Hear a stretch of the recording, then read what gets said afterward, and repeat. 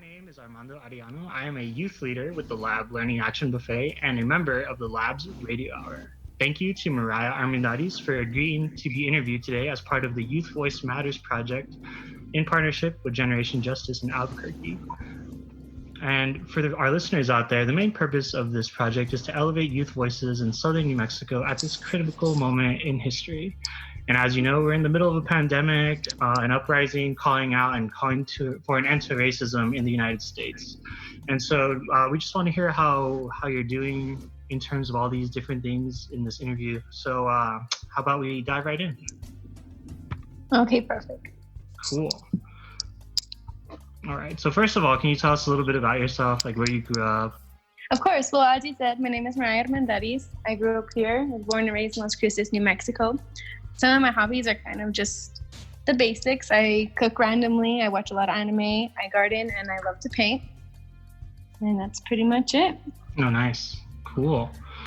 All right. So, like, as you know, Mariah, we've both been living through this pandemic, and it's been a little like tough, just overall, like given like you know, we're younger and things like that. But how are you doing in terms of everything, like, you know, with pandemic, like life, work, how like all these big things that are like coming in on our everyday lives? In the beginning of the pandemic, I thought it would be easier on our everyday lives, giving a reprieve to the business aspect of society. Though as it continued on, I realized that not even on myself, but on others, and especially the youth, it has hit hard. For myself, I keep busy. I have to keep busy. I don't even like staying at home to begin with.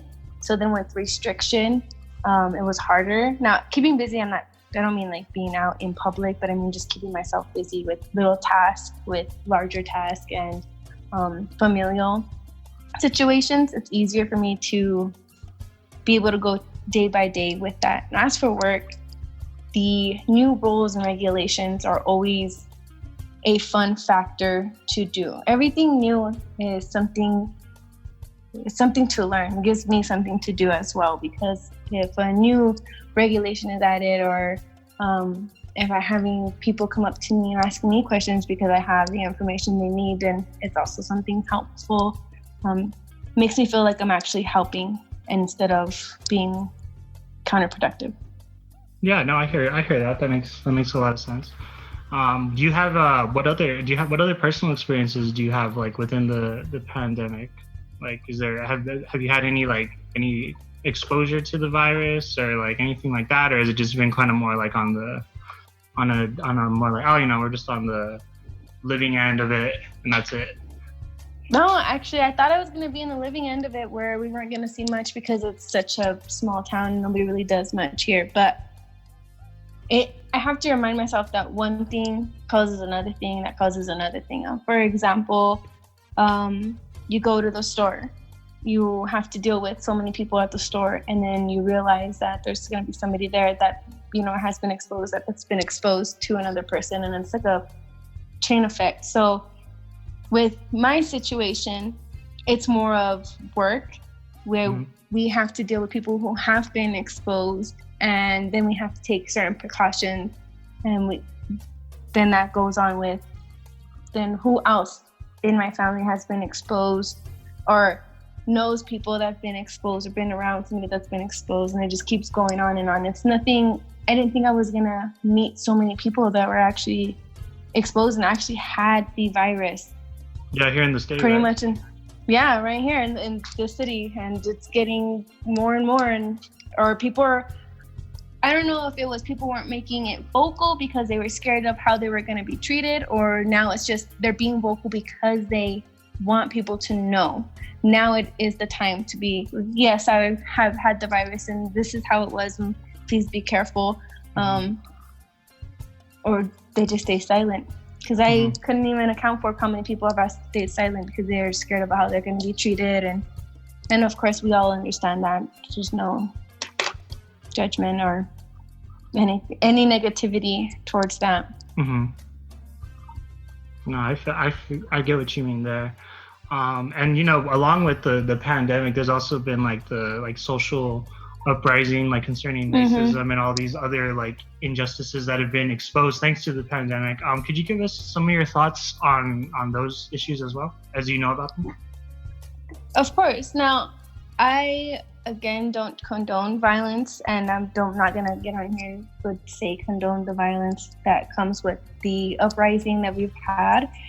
But all of the situation and the little factors that have come into play are good, I believe, it's an eye-opener. It's something that we all needed as a whole, to realize that this is just, it's injustice. It's not, there's nothing equal about how anybody has been treated as of yet.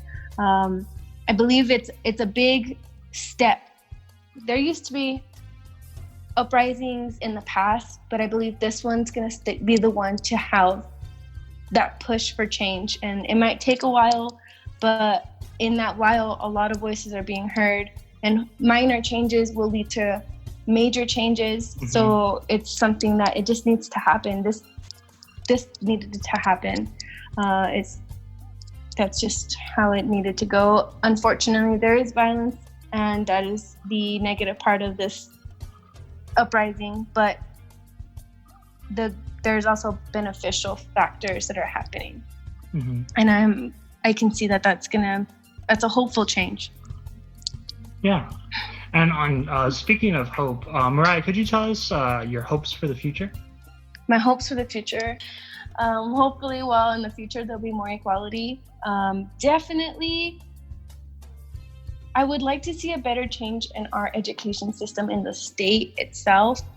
Education in general as a whole for our little towns and then the major cities. And only because it seems like wherever we turn on the TV or we hear about it, or when that time of the year comes around and it tells us where we are as a state on the academic level with the other states, we really rank horribly. And I feel like we have failed the children on that part. And I'm hopeful, and I would like to see change in the education system. I feel it could be constructed maybe a little bit more, how do I say it? I guess I would like it to be a stronger education system, not something where a child from New Mexico is going to be one of those statistics where it says, New Mexico is pretty low down on the education chart, how we always are, and it's discouraging. I don't want to go across a child and they say, well, we're being failed, and you're right, we are being failed. And it's not just children, it's also adults, because our colleges as well are ranking around the same area, and it's something we need to change as a whole, not just in little by little. And concerning all those things, there's a lot of leadership that goes into that, school boards and the legislator and things like that. What kind of recommendations do you have for those people that are making the decisions, like our state legislators? Maybe more input, maybe more accepting for input. With and change, what kind of input do you mean when you say input? I mean, as a whole, as a state, I believe we could give input towards leadership.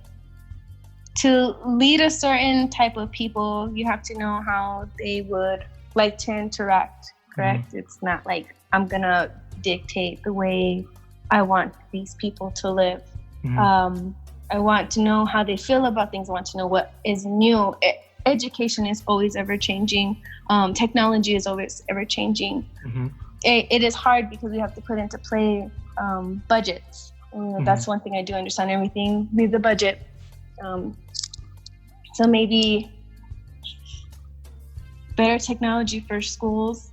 If not technology, at least supplies. I remember being in school and teachers would be scrambling for supplies from the other teacher, and then the other teacher would be down the hall asking for supplies from another teacher.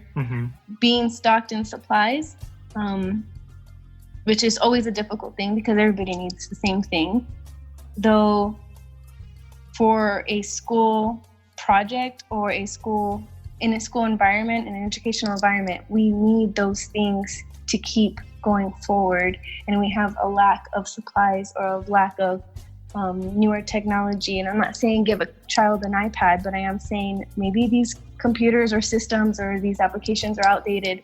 These books are outdated, and something's got to give somewhere. We need a better system on what we can do or how we can better one system to better the next system as a chain effect. Mm-hmm. We need to solidify one place so we can solidify the next place, and then everything will just be one solidary thing instead of gaps. And we have a lot of gaps in the system that fail us as well. So input from, or more accepting. Like a community input, right? It's community input. Be more accepting on the community input. I mean, we do. I know they do. They listen to our concerns and they put that into play, and sometimes they put it into effect. But I don't feel like they do enough of that. Yeah, I feel that. So, Mariah, what recommendations would you have for other young adults here in our Las Cruces community, just overall? Dealing with this pandemic and everything like that, what would you recommend to the youth of Las Cruces? Would recommend being as vocal as you can and as positive as you can about your concerns as a youth. It can be the littlest things. Be like, well, they're telling us that people are getting free meals, but are people getting free meals? Are enough people being told that they're able to get such and such one area and help from another? But how many of those people are actually getting that information? I feel like there's just a gap, as I was saying before, that doesn't explain or doesn't solidify that this is actually happening in the volume that it could be. So just be as vocal. That's my recommendation. Vocal, positive. Don't ever be scared to ask the serious question, especially to an adult. We question ourselves as adults as well. When you get to a certain age, it just doesn't stop. It does not stop. Nope. Being vocal is something, it's strong. It's powerful. Yeah. Words are so powerful, and I don't know how to stress that enough, but words are powerful. Nice. Well, thank you so much for your time and your thoughts on these issues, Mariah. And for our listeners out there, please be sure to visit the lab website, lablc.org, to see what else we're up to and to keep speaking out, because youth voice and positive action make a real difference now and in the future. Thank you guys, and take care. Yeah. We